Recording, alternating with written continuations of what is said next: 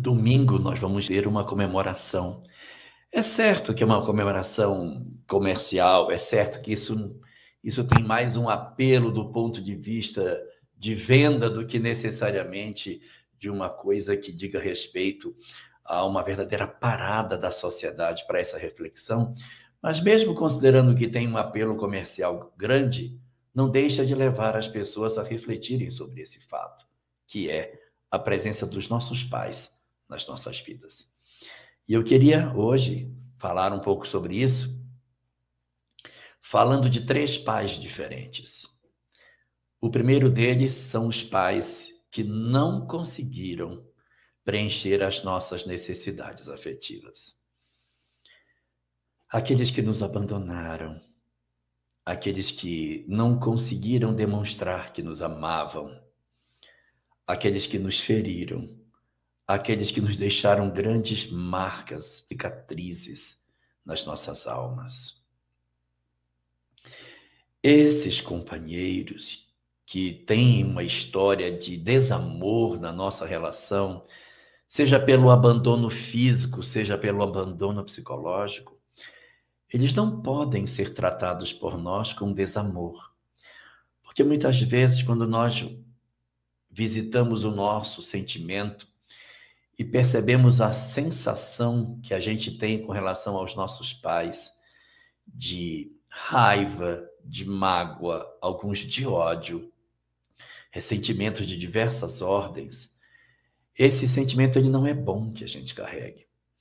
Ele não é bom porque isso ecoando em nós, isso dificulta que a gente consiga ter harmonia para construir uma família saudável para o futuro.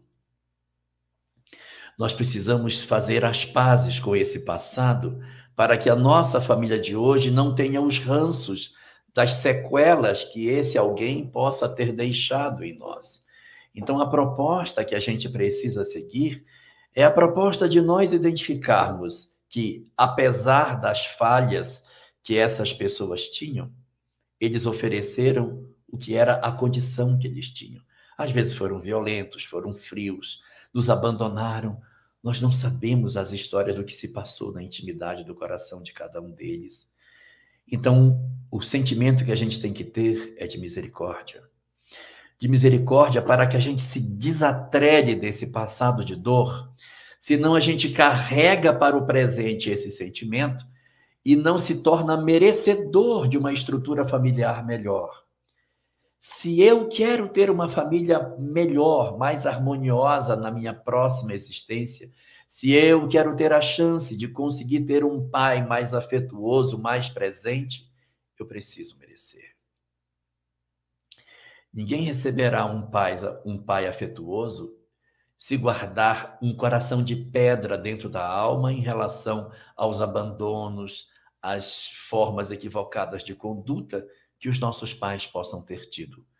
Eles necessitam do nosso perdão, da nossa misericórdia para fazer bem a nós e fazer bem a eles, para não arrastar essas histórias durante uma existência inteira. A gente precisa quebrar o círculo vicioso da mágoa para fazer um novo ciclo de história para nós.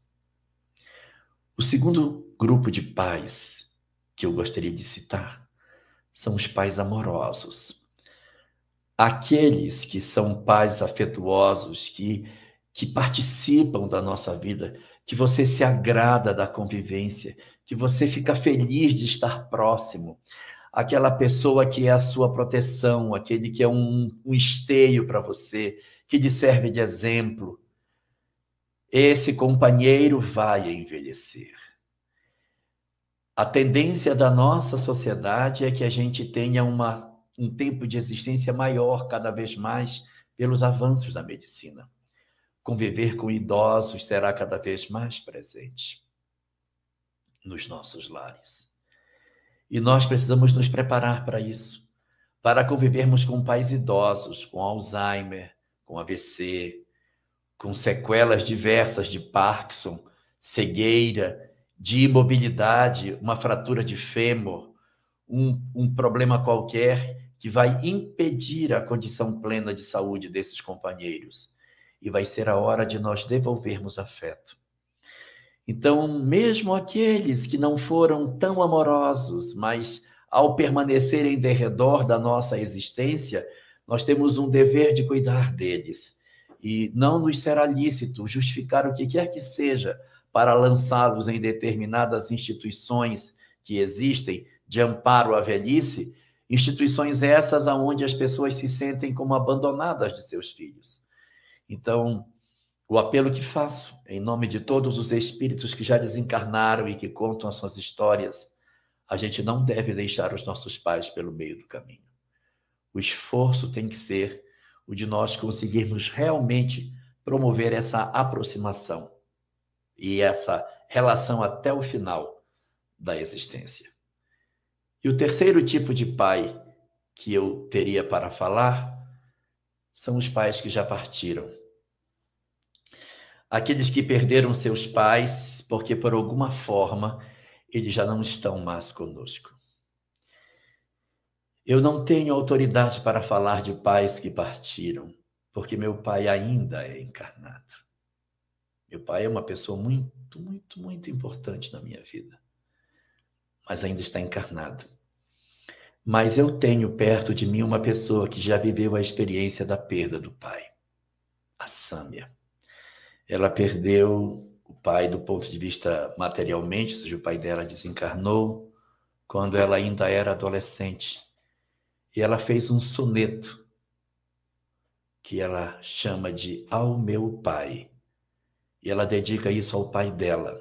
E como ela dedica ao pai que desencarnou,